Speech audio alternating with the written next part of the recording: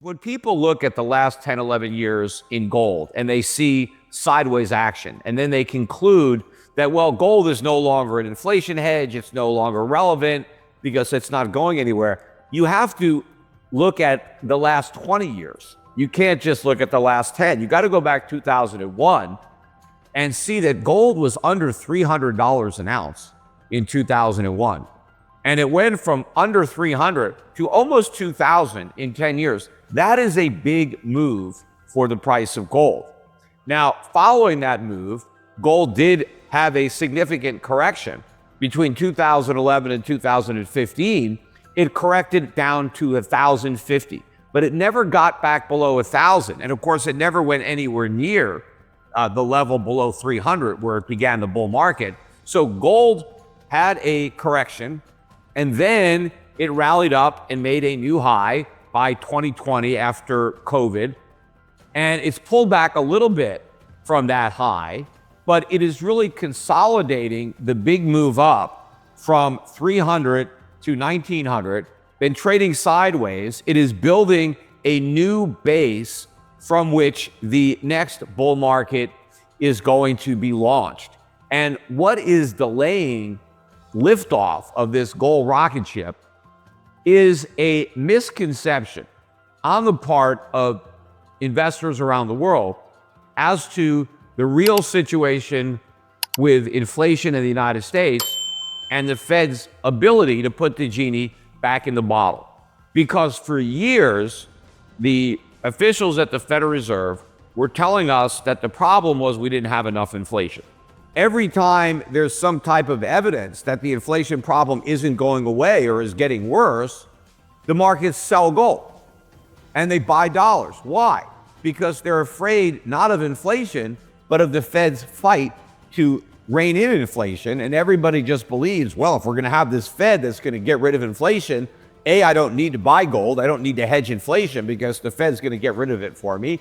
And while they're fighting inflation, they're going to jack up interest rates, and higher interest rates, well, that's bad for gold. And so the price of gold has gone down.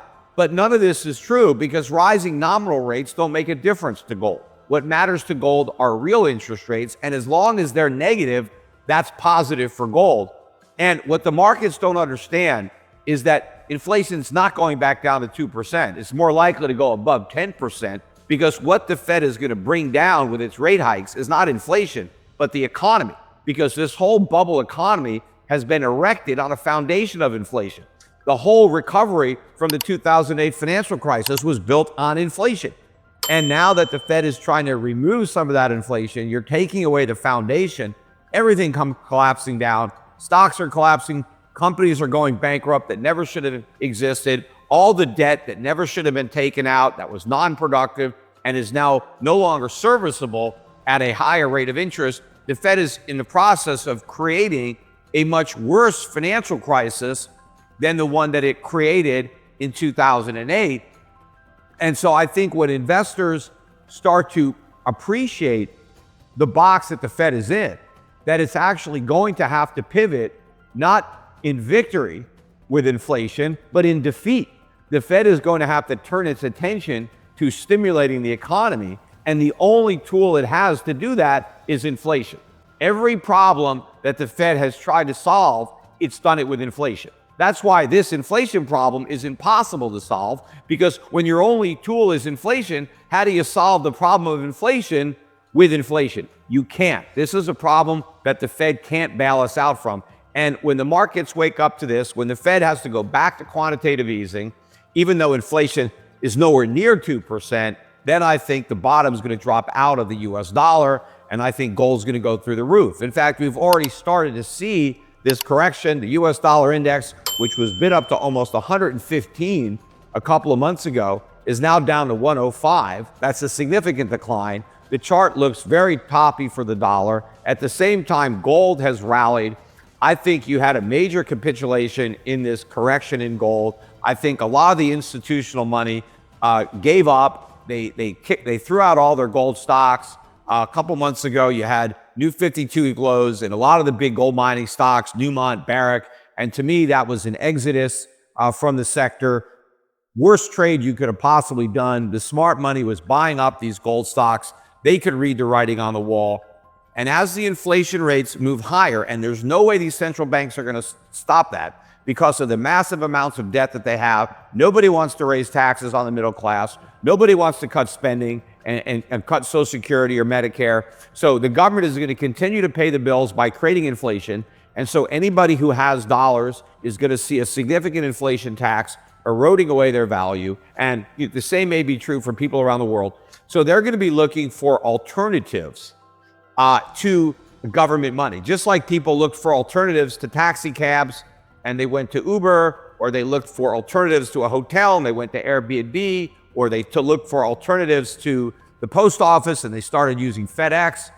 They're going to go back to gold as money, but they're not going to be carrying around their gold. The gold is going to be stored with a reputable third party, and that third party will issue a digital token like a Bitcoin that represents ownership of that gold. The original paper currencies that circulated in the United States were issued by private banks. The Federal Reserve wasn't created until 1913. We had paper money before 1913, but it was all issued by private banks and it was all backed by gold. And what gave the paper currency value was the gold in a vault backing it up. Well, today you can issue currency backed by gold, but you don't have to do it on paper. You can use blockchain and issue it digitally. You could take a token that represents ownership of gold that's stored that can be transacted and used as a medium of exchange and a unit of account much faster and much quicker than you could use Bitcoin. So if I want to make a transaction over the internet, and let's say I want to buy something from somebody in Australia and I want to pay him, I can instantly send him gold. I don't have to send him the physical gold. That gold sits in a vault. What I send him is my ownership certificate digitally of that gold. And so the ownership of the gold transfers from me to the person in Australia, but the gold continues to sit in the vault. Maybe it's a Brinks vault in Switzerland, something like that, but the ownership changes. People are going to look for alternatives, and the free market will supply it. Initially, the free market supplied Bitcoin because people weren't really looking for a store of value or for an alternative medium of exchange. The demand for Bitcoin was from speculators who wanted to get rich. That's why people bought Bitcoin, so they can, get a Lambo. They pointed to all the people that got in and made a fortune, and hey, you can too. There was no real demand to use Bitcoin as money. I mean, nobody used it as money. But there's going to be a demand to use gold as money. People aren't going to move to gold to get rich. They're going to move to gold to stay rich or just preserve what they have. And as inflation starts to really accelerate at a higher level, I think more and more merchants are going to want to move to a gold standard. They're going to want to get paid for their goods and services in real money, in gold.